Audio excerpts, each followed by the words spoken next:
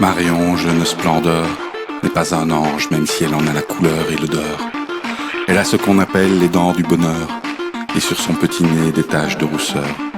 Sur la joue gauche, elle arbore un grain de beauté excentrique, qui, dans la symbolique, la voudrait vaniteuse, superficielle.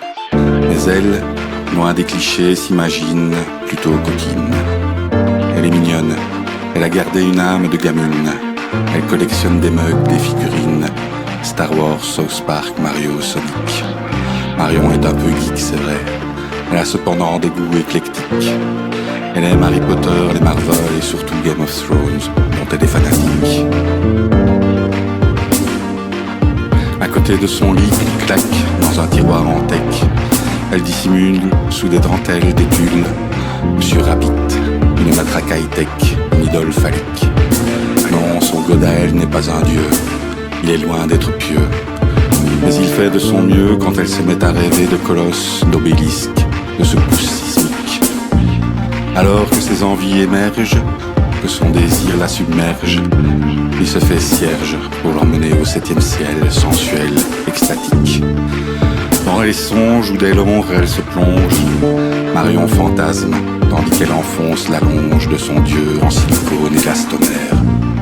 Et alors qu'elle s'affaire, qu'elle pénètre la chair humide, elle râle et soupire, se cambre et puis s'étire. Tout à coup se succèdent dans sa tête des images saccadées, comme sous un stroboscope. Sa respiration s'accélère, se syncope, sous l'effet des vibrations psychotropes. Prisonnier de ses ménotroses, tandis qu'elle s'expose, moi l'admirateur fasciné, le voyeur complice, de son onanisme effronté, à cet instant précis, je suis au supplice. Et j'observe hébété, sa main fébrile se promener en caresse, de ses seins à son nombril percé, de sa hanche tatouée à ses lèvres mouillées. N'en pouvant plus, au bord de l'explosion, je m'approche doucement en susurrant son surnom, son petit nom d'ado, ma tartine électro.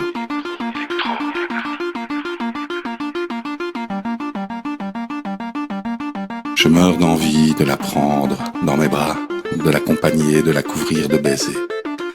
Mais alors que je me lance, voici qu'entre deux transes, elle me lance en substance un gage des vieux pervers qui m'oblige à me taire, à faire marche arrière.